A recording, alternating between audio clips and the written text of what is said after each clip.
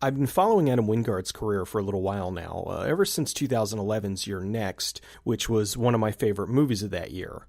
After that, he did a segment in VHS and VHS2, and both of them were two of my favorite segments in those anthologies. He followed that up in 2014 with The Guest, which was another movie that ended up in my top 10 of the year. I absolutely love the movie. So I heard he was doing this movie called The Woods, and I was excited. I was like, okay, whatever this guy's making, I'm going to watch it. And then a few weeks ago at one of the Comic-Cons, they announced, surprise, it's really Blair Witch 3. And holy shit, Adam Wingard made a Blair Witch movie? This is phenomenal. This is great news. I was overjoyed with that. Here's a guy, I love his work. He was quickly becoming one of my favorite directors, and he's doing a follow-up to a series that I adore. I love the first Blair Witch movie. I still remember seeing it in the theater and just being scared shitless. Everyone in the theater at the time was terrified. And I also like Blair Witch 2, the director's cut that's not officially released. Not the theatrical version, not the version that's on DVD. It was a disaster. You can watch my video about it, about how the version that's currently widely available is not the right movie.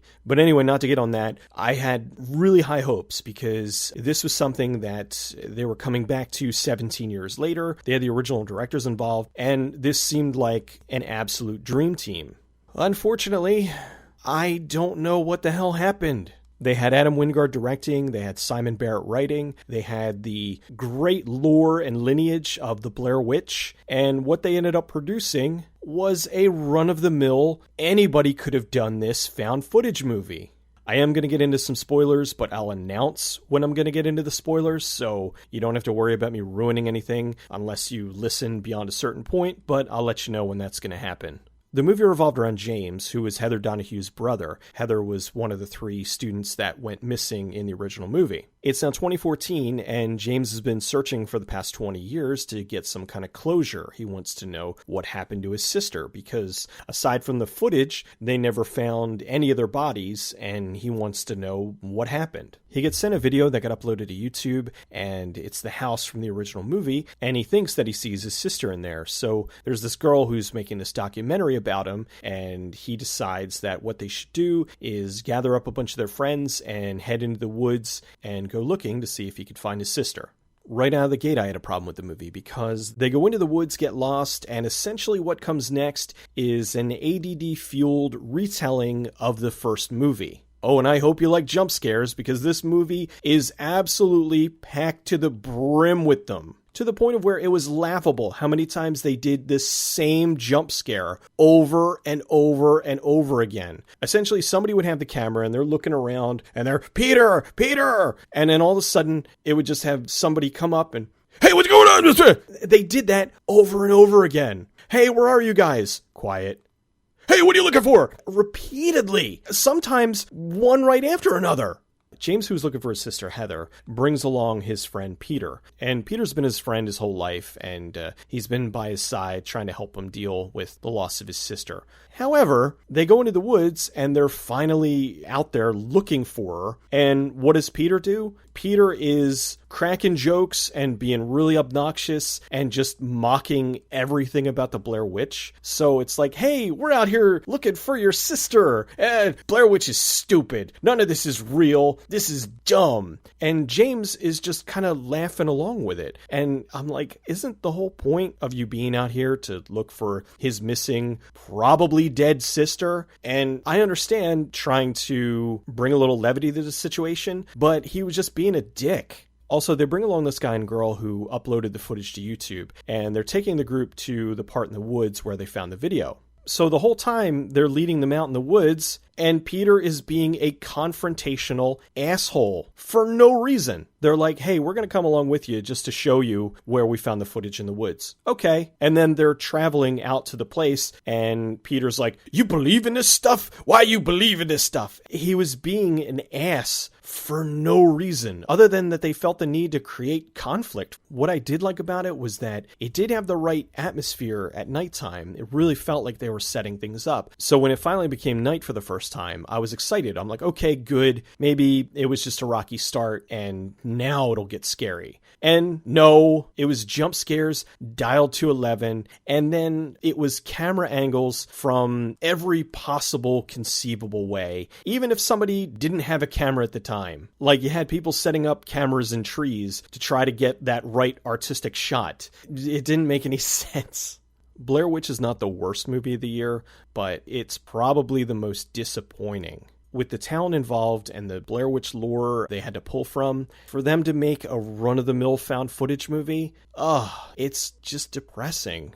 If you like jump scare filled found footage movies that are a dime a dozen these days, you might like this. For me, it just did not work. Okay, now it's time to get into spoilers. If you don't want the movie ruined, turn this off. When I said the movie followed the first movie, I'm not kidding. It followed the same beats as the first movie. It opened with them interviewing people. They went to the woods. They got lost in the woods. Somebody disappeared. They find the house, and then they stand in the corner. They felt the need to trump up the ending of the original too, which didn't make any sense. There was a point early on where they were talking about what happened, and they were showing the footage from the original movie. And the original movie, you have Heather running downstairs, and she's screaming, and she finds Mike standing in the corner, and and then camera falls over, runs out of film. In this, they ran the footage, but they superimposed super demon scream. There's the same ending, and why the hell? The ending of the original movie is listed repeatedly as one of the scariest endings of a movie ever. They felt the need to trump that up. Why? The major spoiler part of this, the part that a lot of people have been asking about, do you see the witch this time? Yes, you see the witch this time. A lot. It felt like this movie was made to appease the people that bitched and moaned about the first one. You had an overwhelming amount of people that said it was the scariest thing they had ever seen, and then you had the backlash where people were like, nothing happens, this is stupid, and we never get to see the witch. Well, guess what? With this, a lot of nonsense happens, and you see the witch. If you didn't think the first movie was scary because it lacked those things, this movie was made for you. What made the first movie so scary was you had these 3 suburban kids that got lost in the woods. They don't know how to survive in the woods. Then on top of that, there may or may not be this entity that's screwing with them in the woods. In Blair Witch, they couldn't wait to show you that there's something supernatural going on, which immediately made it not scary. The first movie just ratcheted up the tension and didn't show its hand, and even in the end, it was very ambiguous. In this, there's the witch, and she's a juggernaut. She knocks down trees, casts spells on people, throws things hundreds of feet, and controls fucking time. You heard right. There's time travel in the movie. I guess the other thing that bothered me in the movie was people doing incredibly dumb things. They brought a drone along with them, so if they got lost, they'd be able to fly it up in the air and look around and see what direction they need to go, and they also were doing it to get some nice aerial shots. Well, the drone, of course, crashes into a tree, and later on, there's a character who gets separated from the group. She sees the drone up in the tree, and she wants to go retrieve it. So she climbs up the tree, and of course, the witch knocks her out of the tree, and she falls down and breaks every bone in her body, and I just groaned. There's probably some things I'm forgetting, but you get the gist of it. If you love the first movie like me, you'll find this movie to be nothing but a major disappointment.